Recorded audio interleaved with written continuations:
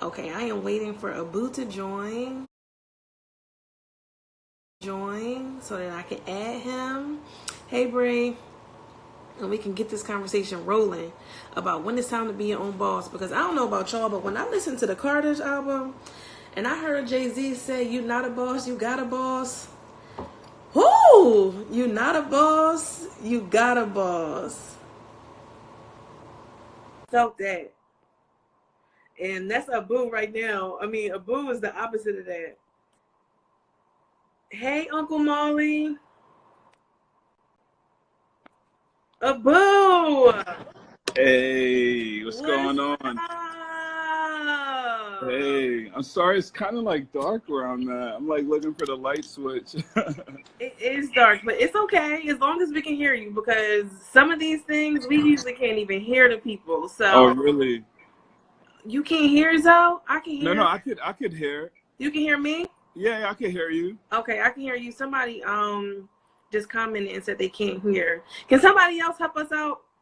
Is that light coming on?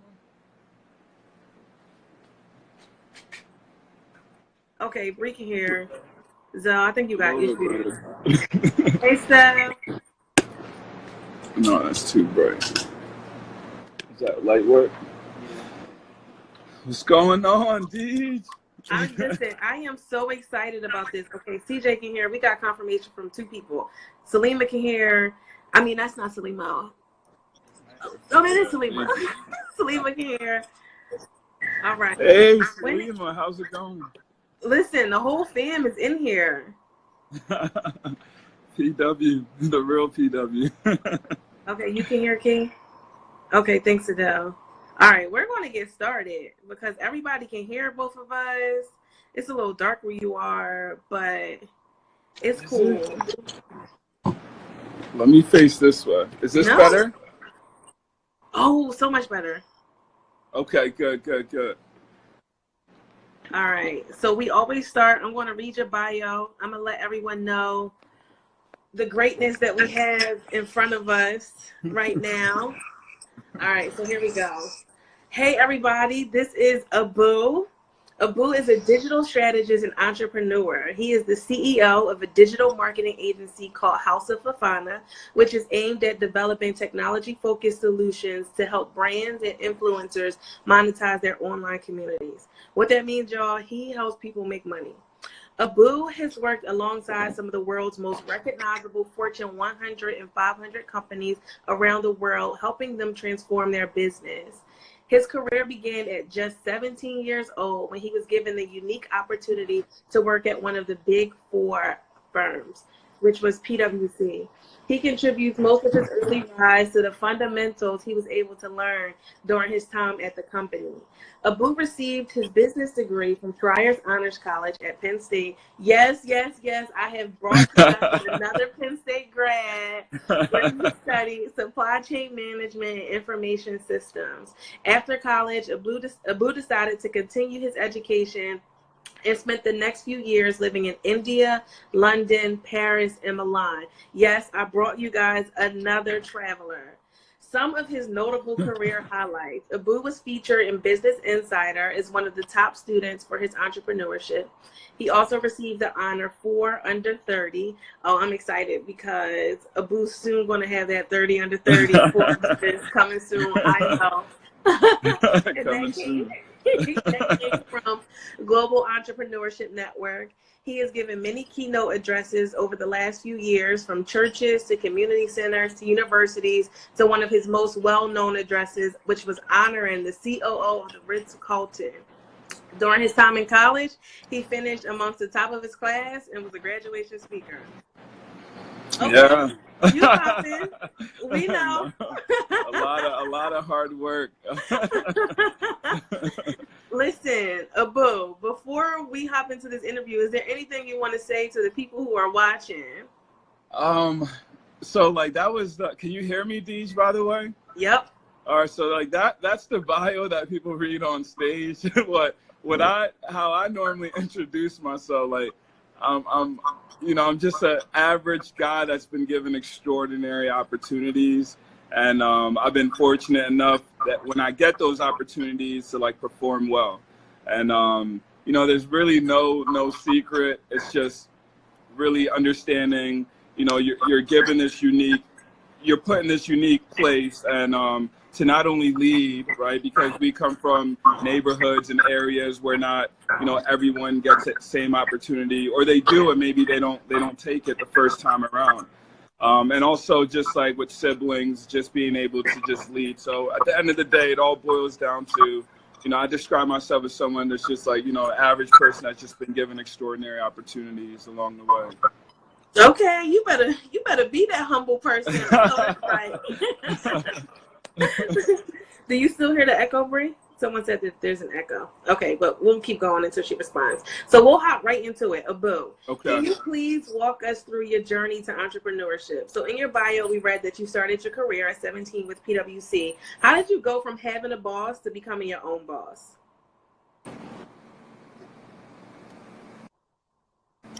Are you there? Oh, man. Hello? Hello? Are you there? Okay.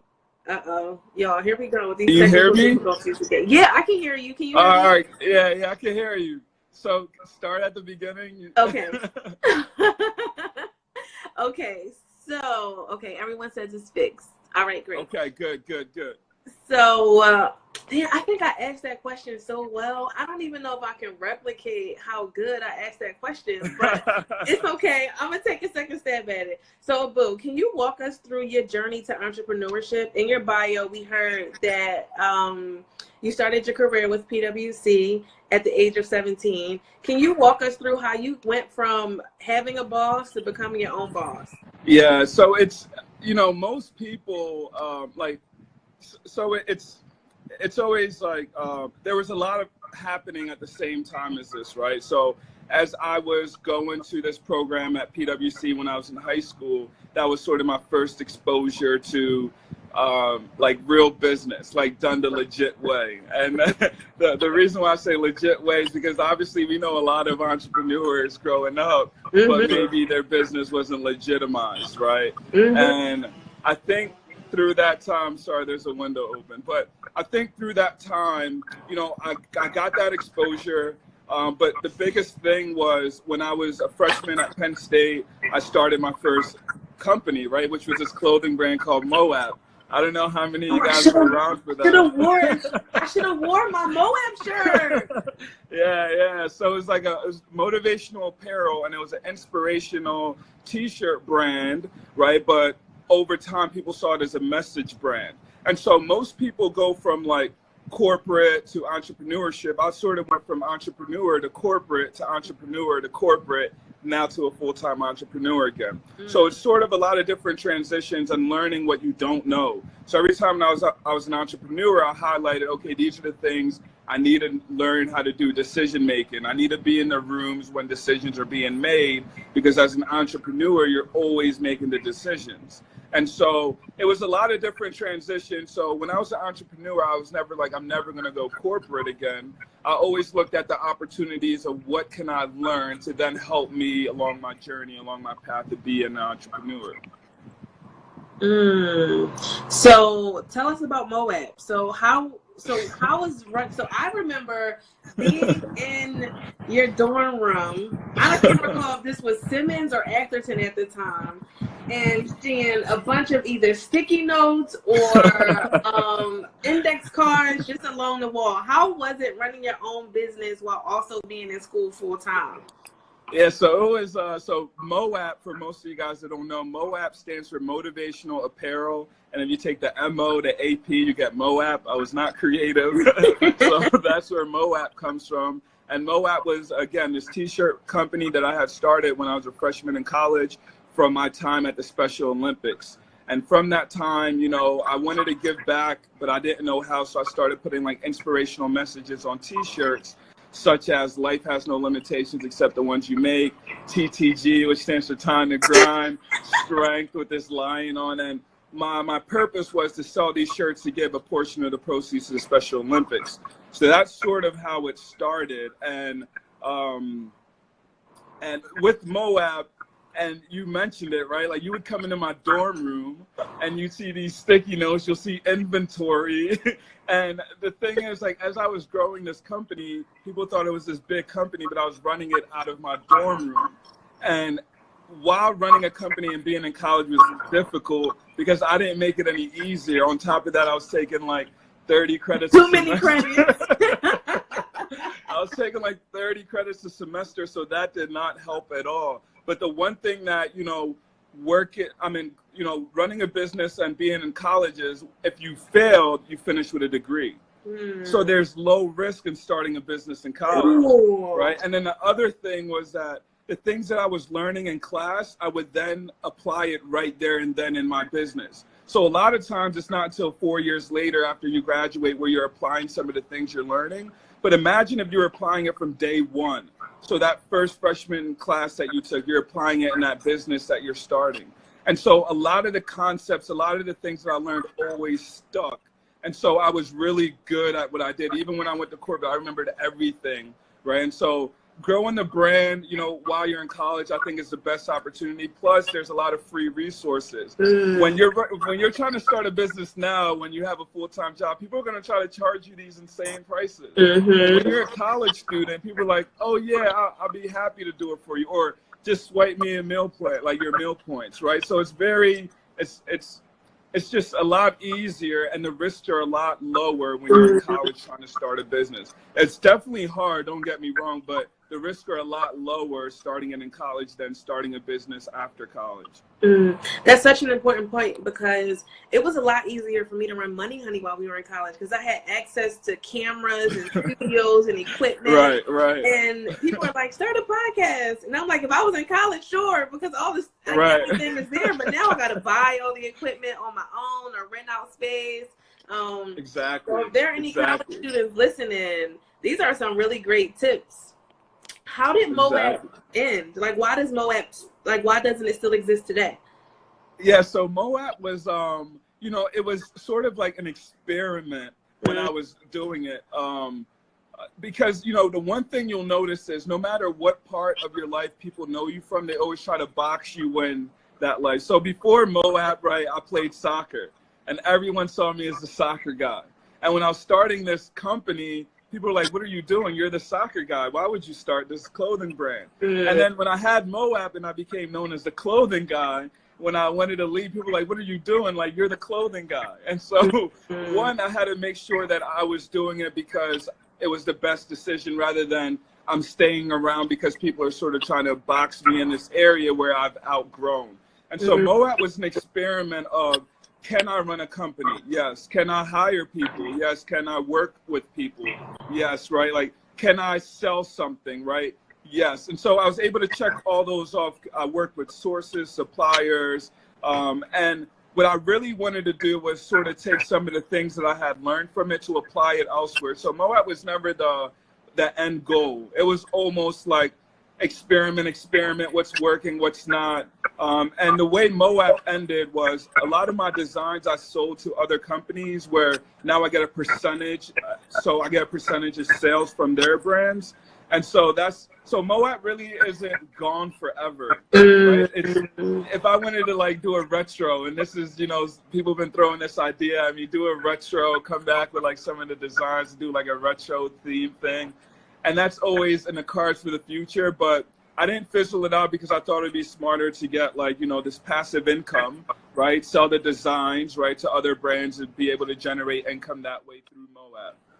Can you talk more about passive income? What is this idea of passive income? It's a hot topic. It is something that every Instagram entrepreneur likes to talk about. What is passive income? So passive income is this concept of working smarter and not harder. So it's like you take your 10,000 hours, right? All the time you have to build something that's really good.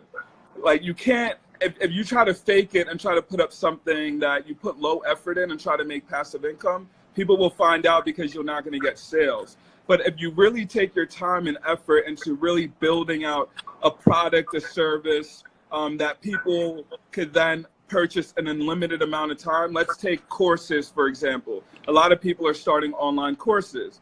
Well, it's because you can create all the content, create all the modules, and then put it up for sale. So then you don't even have to be in the course anymore. Let's say you're charging $30 for this course. Now, one person could buy it or 1,000 people could buy it, but they're all getting that same content that you built. And so the concept of passive income is you're creating different streams of income where you're not working hard, but you're making more. Now, this is how sort of the wealth stay wealthy, right? They almost diversify their portfolio in the way they make income. Yeah, it's great to make income from your 9 to 5, but that's not passive. You have to go in, you have to put in that work, you have to put in that effort. But it's like, what happens after that? Like when you're at work, what's working for you? Is there anything working for you? Maybe that's the question you need to ask. And a lot of people that's working like 9 to 5, there's this quote that Jack Ma of Alibaba says, it's not what you do from 9 to 5 that determines your next 10 years. It's what you do from 5 to 9. So what are you doing every day when you get home from work or school to better set yourself up where you're generating passive income and you're just putting yourself in the best position to succeed? Okay, so let's move on to your career at PwC. I want to know, what were you doing from 5 to 9 while you were working with PwC that's setting you up for the next 10 years of your life? Yeah, I was doing a little bit of everything. I was just trying different things out. And I think the biggest thing about me is I had this long list of things that I wanted to do and interest areas, strengths, weaknesses. And I just went down that list, crossing things off. Because most people, they never even make that list of things that they want to try. And so when I was at PwC, I was trying everything. At the same time, I was still running my clothing brand, right? But I then started doing consulting on the side. Because now that I had a business, people would always come to me talking about, hey, I'm going to launch my own clothing brand. And so I started consulting on the side, doing that. And I would referee as a soccer, so I would just do a bunch of different things. But what I took out of the most, right, was my company Moab, this t-shirt brand, is because I was literally, again, applying everything that I was learning at PwC, at these corporate companies, right into my business. And then my mindset shifted, like, how do I build profitability like these corporate companies? How do I last a long time rather than just exist for like the next year or so months? And that's when I learned how to position my brand from a t-shirt brand to a message brand that resonated with people. Because the most common mistakes most clothing brands make, especially people that are starting t-shirt companies, is that they say we're a t-shirt company, right? Where with me, I sold t-shirts, yeah, but I position myself as a message brand. And so that's two completely different ways that people perceive like what you do and what you sell and so forth. So I was working on Moab, and I was really just learning how to become a CEO, learning how to become a leader. So when was it time to leave PwC? So many times. No, PwC was great. And the good thing about it is working at corporate, working at whatever job, is that, again, look at that next position that you want, right? And look at, well, what can you learn in this current space you're in? A mentor of mine told me, like, Abu, if you're going to be there, be present. And so I had to take that to heart, because I was like, okay, as much as I didn't want to be here at this time, if I'm here, if I'm collecting a check from them, and it's allowing me to fund my ideas, like, let me at least, like, I don't want anyone to ever say, well, Abu didn't work hard, right? Like, because it's habits. If you start not working hard because you just don't like where you are, that's going to carry over. It's guaranteed. It doesn't even matter if you're passionate about something. It's going to carry over that work ethic.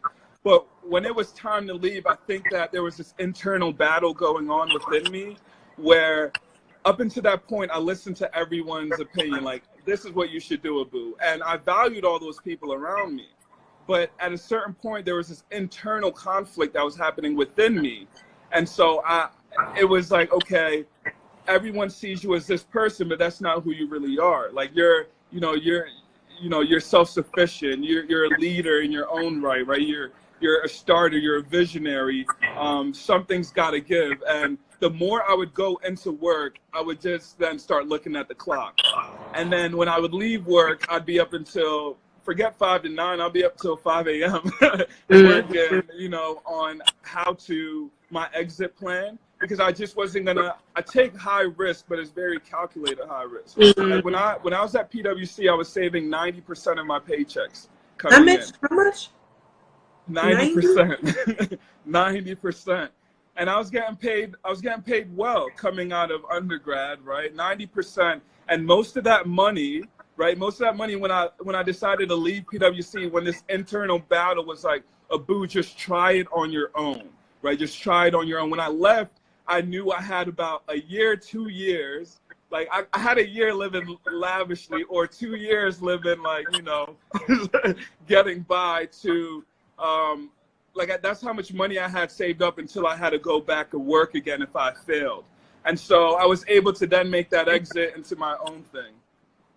Someone Okay. says, okay, teach you that. We're gonna have to have another money lesson on how you save 90% of your income. But quick question. Yeah. Just to this 90% thing, did you have student loans? No, so okay, yeah. Did So I you live didn't that have home? loans. Like, tell us.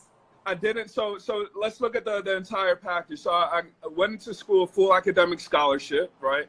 When I was in school, I had so much extra income, like extra scholarship money, that I would get money each semester. So that money, and then working in the summer, I took that money to start Moab. And when I was running that t-shirt company, I generated income from that because at a certain point, I had 16 people working for me. So we were able to generate income from that t-shirt brand.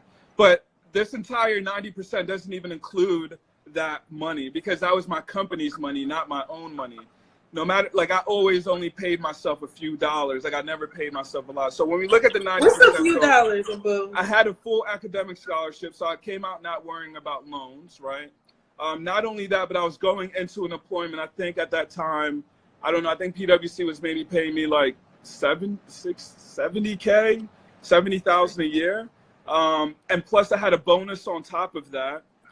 And because I was in consultant, what happens, I would travel every Monday through Thursday. And during those times I would travel, they'd pay for my food and hotel. Now, let's say I don't want to come home because I'm working on that client.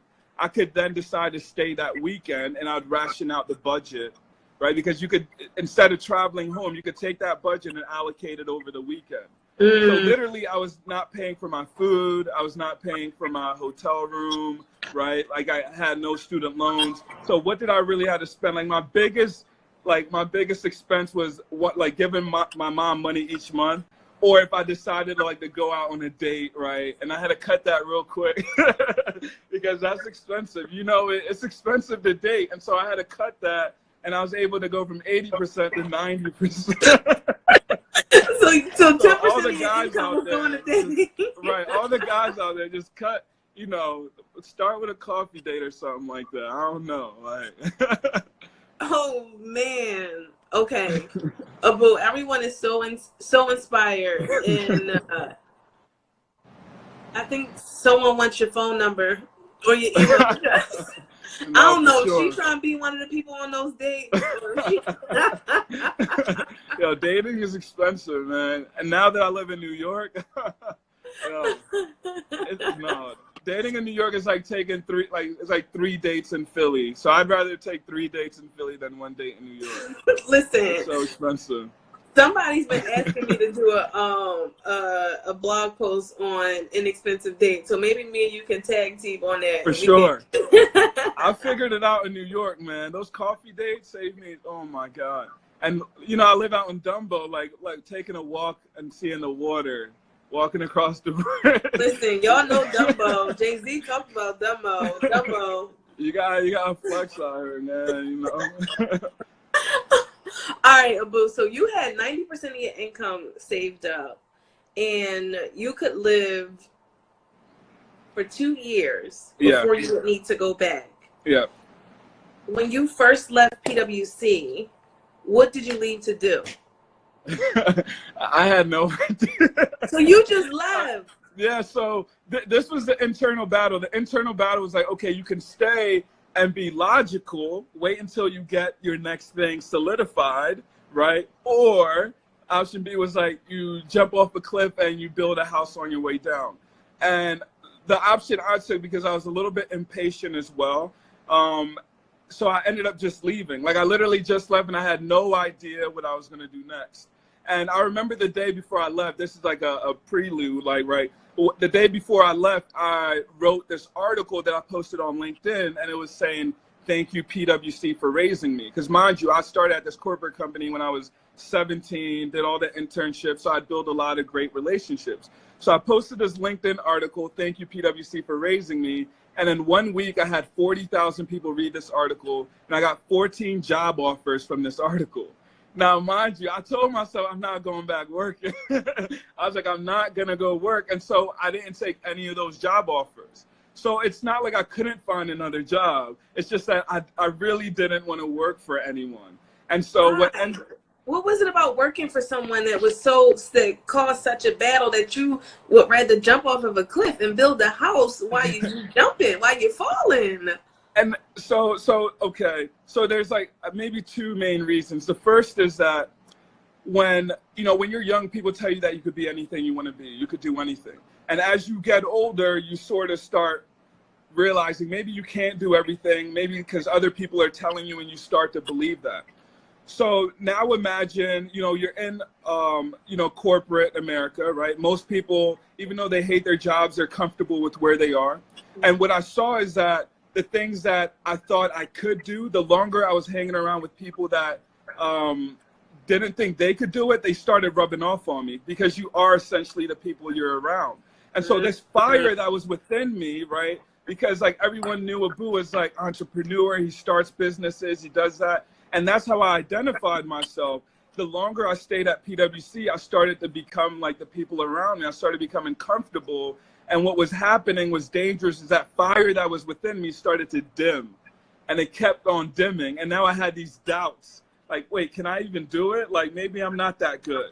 And so I found that when I did this self-check with myself, I found that it's something dangerous. And I was like, wow, I need to snap out of this, right? And then the other thing was that I saw opportunity, right, that I felt that I could do what PwC was doing in a different market, and I could do it differently and in a better way. So I almost saw like, that concept of, that if you skate to where the puck is going to be, that's where the opportunity is. That's where you could capitalize. So I had an inkling and a few ideas of what I could do. And so I was like, now is the best chance of any, right, to start now. And so I ended up just leaving. And on my way out, because I had such great relationships, they told me, if you don't find anything, like, reach back out to us, right? And so I knew I had that relationship, and I knew they were in support. And now it was just me, like, believing in myself, as cheesy as that is, and reigniting that fire that was within me.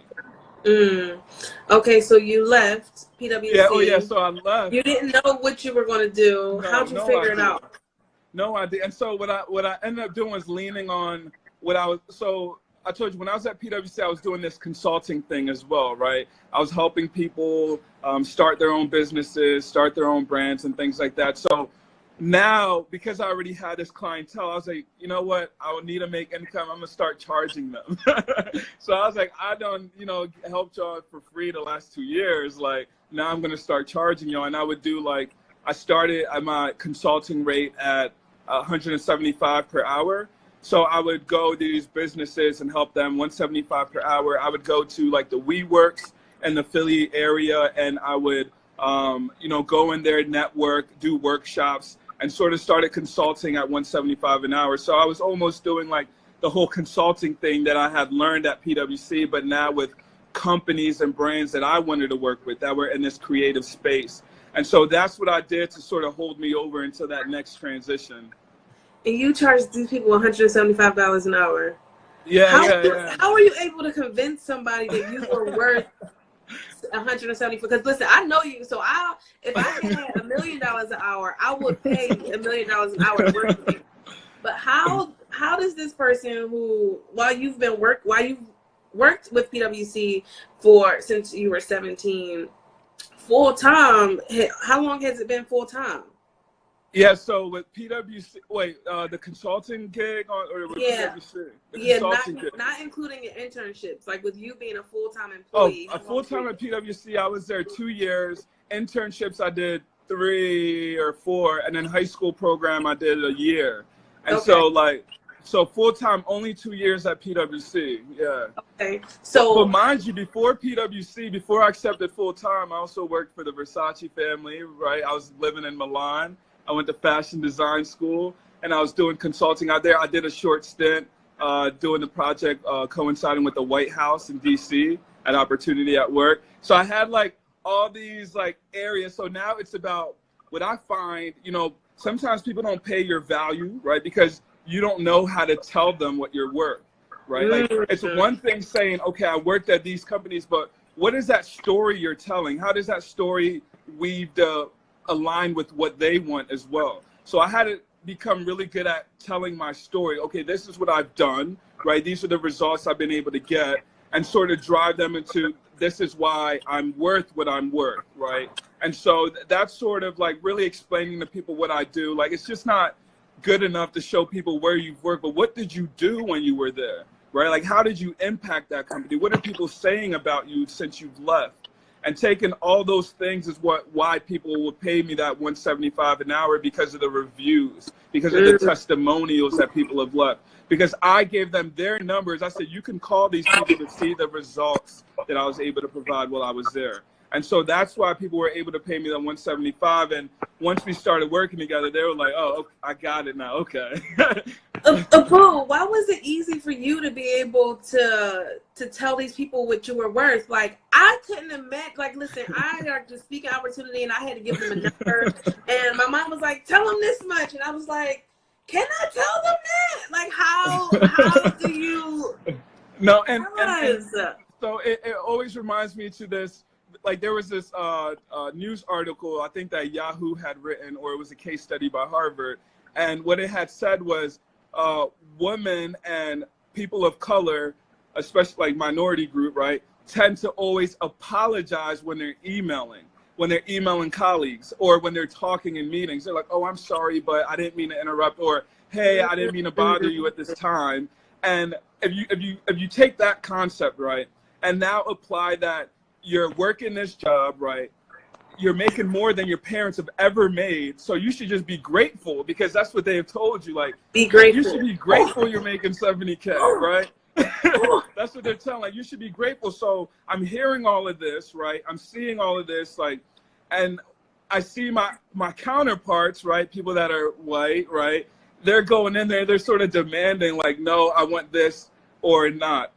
But I realized that the key in negotiating was leverage. What leverage do you have? So in any meeting, whether at PwC, I always tell this story, and I remember telling you, is that they were paying all the interns, I think, $17.50 an hour for an internship, and I turned it down. I said, no, I felt like I've done more than the other interns. Look, I've started a company while I was in college, and I'm not going to accept $17.50 an hour. They ended up bumping me to $24.50. And it was because I had leverage. Not only did I do something, but I had other companies at that time, Google, right, had other internship opportunities. They weren't the only one. And they had known what I had done, right, because I was being talked about in the papers and stuff like that. So I had leverage walking in. Now, I just left my job, and I'm talking to these companies. Some of them had never heard of who I am, right? So, like, why should they pay me $175 an hour when they could pay someone less than me, right? They may not get the same results, though. So again, it's like going in there and knowing what are their pain points and aligning yourself. The reason why Obama was so great, right, is because he's able to understand, well, what's the opposition? What do they want? And then aligning yourself with what they want to get that end result. I knew that I'm charging $175 an hour. They want more sales. Like, that's why they brought me in. So I'm like, okay, I know they want more sales. So what I'm willing to do is the first consultation for free, the first 1 hour. But if I do the first 1 hour, I'm going to charge $200 every hour after that. But I'm going to drive that result. And at the end of every week, we would do these check-ins. Okay, you paid me, let's say you paid me $175 this week and you made $500, right? I done triple the amount of money that you made already. And so you have to sort of figure out that leverage that you have in what you do. Okay. Yeah, I know that was a lot there. No, I'm taking notes. I am taking notes. I don't know, because I think, so I'm happy that we're talking and we're having this conversation, because I think that people, specifically people from Money Honey's audience, just need to see someone who's confident and saying, like, listen, like, this is what I'm worth. And if you don't want to pay it, no, thank you. And because so many times we do have these feelings of gratefulness, even if just because we've made it to one next level. Right. Like, I was like, listen, like I work at like this nice prestigious financial firm, and like I should be grateful for the opportunity. Like, why would you ever leave there? And it's like, like, if you're not happy, sis, or if you don't feel like they're paying you what you're worth or giving you what you need, then you should be able to leave. So I'm so happy for that long answer. It was probably everything I'm sure a lot of people here needed to hear. But okay, so let's continue on your path. So you are now consulting, charging people $175 an hour. Did you do anything more than consulting? Because I know that you went back to corporate. Yeah. I think I was consulting and I was traveling. I was sort of setting up meetings, like picking people's brains, but not really. Like I would reach out to people that I knew that I had lost touch with, and I was sort of like mingling again, right? Like I was out there like trying to figure out what do people do, and the answer that I was really trying to get out of like meeting people is, how did you find what like your life goal? Like how did you find because a lot of times you'll meet people, they're like, well, this was my life passion. And I was trying to sort of, because the way my mind works is, say it again? No, you go. The way my mind works is very process driven and numbers driven. Like, how did you get to that conclusion? So I would set up all these meetings around the city, and I would travel to LA, all these places, trying to figure out, how did you find that life meaning, right? Like, because I felt like I was so different. I almost felt like an outsider for most of my friends that always knew what they wanted, right? That always like was like, okay, I want to be a doctor and this is all I want to do. And so I'd never really had anything strong pull me like that before. So my main concept was like, these are all the things I am good at, okay, but like, what is that thing like that I'm willing to stay up all night? What is that thing I'm willing to get up early in the morning that after a long day, I'm still in a good mood about the progress that I've made on it. And so I'm still sort of in that phase searching. I don't think I found an answer because everyone has their own thing that drove them to that place. But what I think that I am getting is how they thought about getting there. And I'm getting closer and closer. But so I did that consulting. I started working with Base Butter, which is a skincare company for women of color. And if you know me, you know I was raised by a single parent, my mom, and I always do everything I can to support, you know, women of color. Like for the last 4 or 5 years, I've been giving like money to like women of color events, scholarships, and also to start businesses. So I started working with Base Butter, which is a skincare company for women of color, and just helping them grow their brand, doing a lot of process for them and helping them relaunch. So those are like the 3 things I did consulting, work with Base Butter, and sort of was on this journey to seek. Yeah. So this is someone asked, Brianna asked a really good question.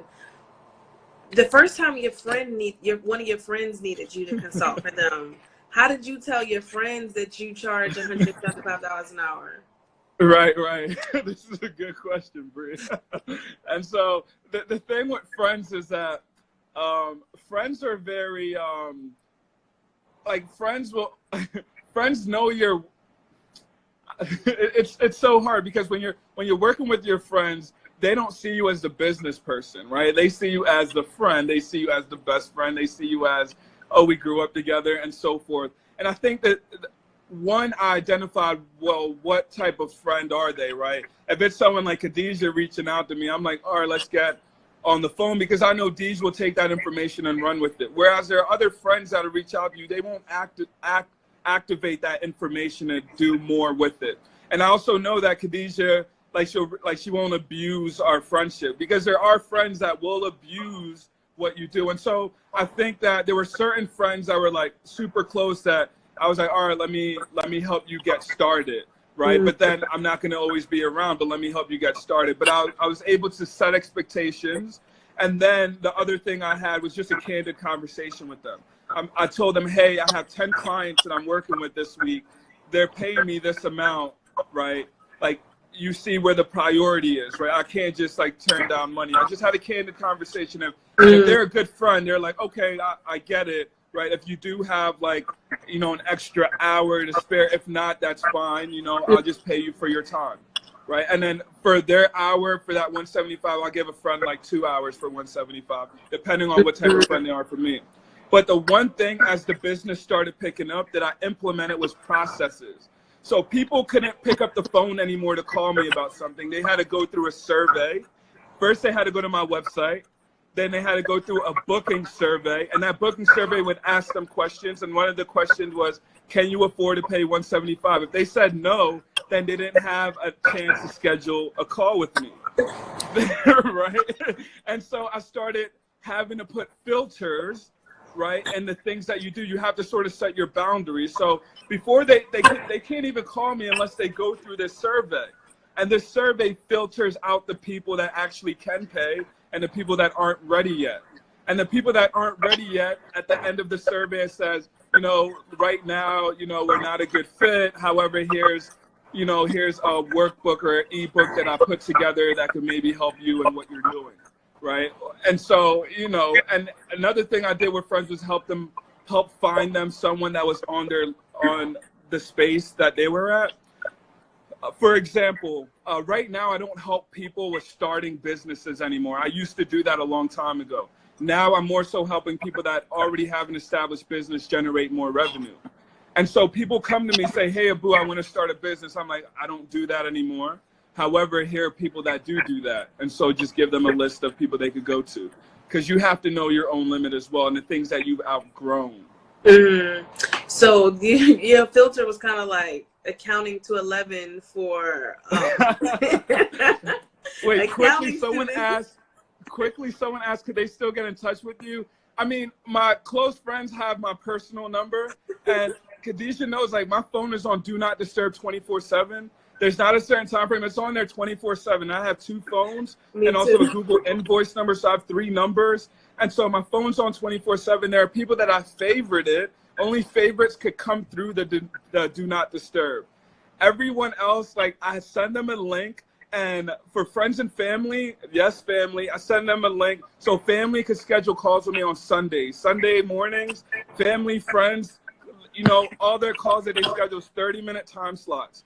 Clients, I schedule calls with them Monday, Tuesdays. So clients, the links they get, the only time slots they see available are Mondays and Tuesdays, right? So like you have to, if you're trying to build a business is a business model that works, right? If you go to Wall Street, right? If you go to Goldman Sachs, if you go to PwC, if you go to Nike, you can't just walk in the front door. It's like, I got an idea. No, like there's a lot of processes that it takes. And that's what a business is. So if you want to run a business, right, you have to start putting these filters and start acting like a business as well.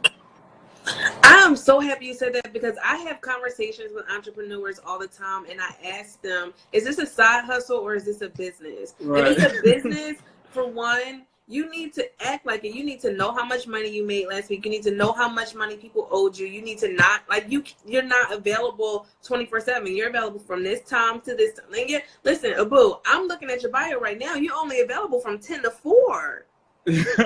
Right? Like you let people know when they can contact you. Yeah. So, wow. Brianna, thank you so much for asking that question. Yeah, that was a good question, Bri. Wow. And that's true. Kaylin said that's such a good idea. Unfortunately, some friends do take advantage. Listen, that's true. Wow. Okay. So tell us about how you made your way back to corporate America. Yeah. So I was, again, like, I was doing this consulting thing, and a mentor sort of reached out, right? It was like, hey, Abu, I know this is what you did at PwC. You did tech consulting. We're building this software. It's sort of similar, managing and, like, you know, understanding the technicalities and stuff like that. Is there a way that you'd come back? And originally I was going to say no, because I already had 14 other job offers, right? And so I thought about his offer, and I remember having a conversation with another friend. They were like, Abu, like, and a lot of people have been telling me up to this point, like, Abu, New York is you. Like, if you go to New York, you'll be able to network with so many people. There's people from all around the world. So I use that Wall Street, like, when I went there, this next transition into, you know, building these, like, you know, software, it's communication tool for companies like Wall Street was our clientele, was that I really had to understand why was I going back. And it was less about the opportunity to work, and it was more about the opportunity to be in a new place. Exactly. And to be able to network with people. And then I could use that revenue because it was a large amount of money, right? So I went from, and I don't mind sharing this because like I make more now, but so I went from making 70K. Well, I started at PwC at 70K, and Wall Street, I think, was almost 50K increase. So in less than 6 months, right? Because I left PwC January, and by end of July, I had got a 50K increase in salary. Yeah, I Again, remember, this is knowing your value. I remember you texting me like, hey, is 120 enough to live in New York? And I'm like, it's more than enough. I'm like, you know, how you think right. So like a 50K increase, and that was me again. Like they saw what I had done in the past, right? But then when I went in for the interview, they were like, damn, this guy's good, right? Like this guy really knows what he's doing. And most of it was PwC because they like, you know, they primed me. But a lot of it was like what I did from 5 to 9. I walked in there and I knew exactly what they were talking about. Okay, I was like, okay, this is what we need to do. I literally, when I walked in, there was a whiteboard behind me. I got up and I started like mind mapping. They're like, wow, this is good. And like when I left at the end of the day, it was just a matter of like, this is the range. Let us know, like, you know, what you'll be okay with, like what you'll be good with. And obviously I did the max, right? And so I transitioned to that. And, you know, now I was living in New York and I was taking that money that I was making and just paying my lifestyle, right? Because, you know, I'd already saved up money. So now I was just paying my lifestyle of like being in New York, and I live in an expensive place, right? And I wanted to do other things. And it also gave me a budget to like invest, right, into other startups and things like that. And how long were you there for? Not that long. I mean, I didn't even last a year. I was there for about like 8 months, maybe 8, 9 months.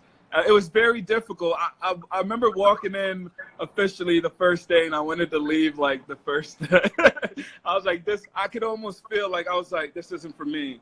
I was like, this isn't for me. And I wanted to leave, but my mentors were like, Abu, you got to give it a chance. Like, you know, you just got back. Maybe like you'll like it over time, but I knew it wasn't for me. And it got to a point where I was like, you know what? Like, can I do the work? Yes. Yes, I can do the work. But can my time be better spent doing something that I truly enjoy? Yes. And so that made me want to just take another leap again. Yeah. And when you took this next leap, was it similar to the first leap, or did you have a plan this time? So the next leap, there was a little bit of plan, yes. So there was, so I was like, okay, if all else fails, I could do consulting because I'm good at strategy consulting and stuff like that, right? And my hypothesis of going out there was right. My like 8 months in New York at that time, I had networked and met so many people than I had in my 5 years living in Philly, right? I was meeting influencers, celebrities. I was meeting all these people, and what they did was validate me. They were like, wow, like, Abu, where have you been? Like, I needed you like 2 years ago. I needed you like last week. And coming from people that everyone looks up to, people that's on TV, people, I was like, dang, like, okay, maybe it's like now is the best time. Like, maybe I am good, right? Like, these people are telling me I am. So I ended up leaving that, and I started like an ads agency. And so I was doing strategy consulting, right? But what I picked up, you asked like, what else did I do 5 to 9? I sort of started teaching myself Facebook ads, Facebook and Instagram ads, and I gotten really good at that over time. So I started an ads agency helping people with strategy and Facebook and Instagram ads. And my first month, my first official full-time month running my ads agency, I closed 7 clients at $2K per month. So I closed about $42,000 in 1 month. Like just starting that, like leaving, because I knew that, I knew I was good at what I did because I produced results. and everyone else saw that I was good as well. And so now it was like, you know, everything was through referrals. I literally had a list of people that would interview, right? And I limited to 7, and I was only going to limit to 5 clients that I was going to take. I stretched myself taking 7 because it was just me again doing all this work. So I got a question about those numbers, but before we get there, Kaylin asked a really good question. With you, do you feel as though you've burnt any bridges with leaving these companies? That's always a good question, and I think it's like I think a lot of times people know when you're also ready to leave. Like they could just see it in your demeanor. As hard as you try to hide it, people could like, they're like, all right, like they can sort of, because you almost give off this energy. So the first thing at PwC, I didn't burn any bridges because like I had a great relationship with them, and people would tell me all the time, like, Abu, you've had such like your experiences, like I've never heard of anyone that's ever worked here before. Like, why are you here? Like, you don't need to be here. You need to be with these influencers, celeb. Like, you don't need to be here. And then when I went over to Wall Street, they were like, wait, you did this? You did that? Like, why are you even here? And so my second transition when I was leaving, it was sort of, they already had the vibe. They were like, okay. And we were also going through a transition at that company where we had new leadership, where I thought, okay, maybe now is the best time, right? And so, again, it's a good leader, right, also knows that a decision has to be made.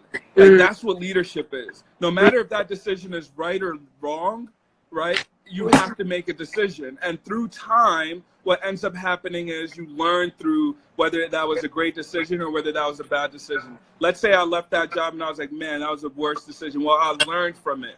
But what I realized through making that decision is that it was a great decision. I should have done it even earlier. I should have done it in January to have a fresh start. And so a lot of times people know, I always make sure I have the relationship so I'm not burning bridges. But if it comes to that, right, you have to make that decision. Is it worth me being here? No. Again, I would say be less of a risk taker. Like, I'm a very high risk taker, and that's because I just know myself. I operate on that that high level of, you know, risk because I can live with it. So be more strategic in how you transition. Okay, so it is 8:23. We have we have 7 minutes left, and I want to be respectful of your time and everybody else's time. But I'm also going to put you on the spot and ask you live on Instagram while we have 17 people watching. Can we do a part 2 in a few months? No, for sure. Okay. For sure. Okay. Yeah, y'all heard that, right? Yeah. I'm getting ready for another transition. So, you know, I'm leaving New York at the end of the month.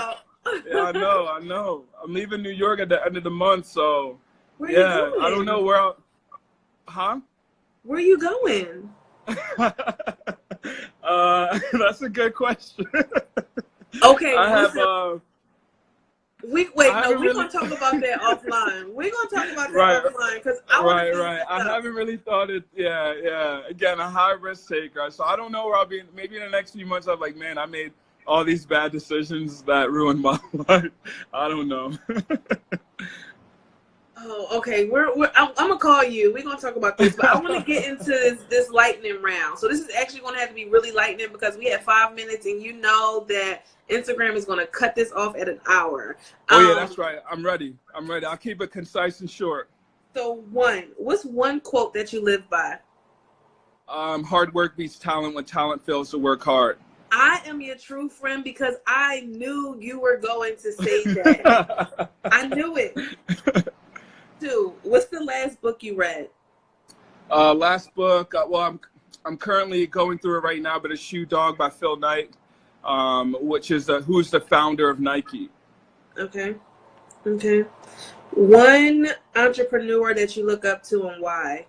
Man, I look up to everyone that, you know, I can learn from. I would say one entrepreneur that I look up to, I really look up to, and, you know, most people probably don't know, but, like, you know, Madam C.J. Walker is supposed to be like the first entrepreneur, you know, Black woman that was a billionaire. And the time period that she was able to do that, there was no social media. She was Black. So it's like, how do you do that? How do you defy the odds. And so that's someone that I study. That's someone that I look up to. That's someone that I'm like, how did she do that in an era that was like, she's just amazing. What's one habit of yours that you think has contributed to your success?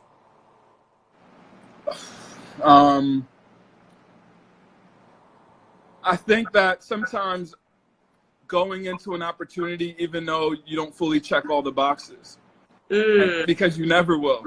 Like, look at these job descriptions. You come out of college, and for an internship, it says 5 years of work experience. Where you gonna get that from, right?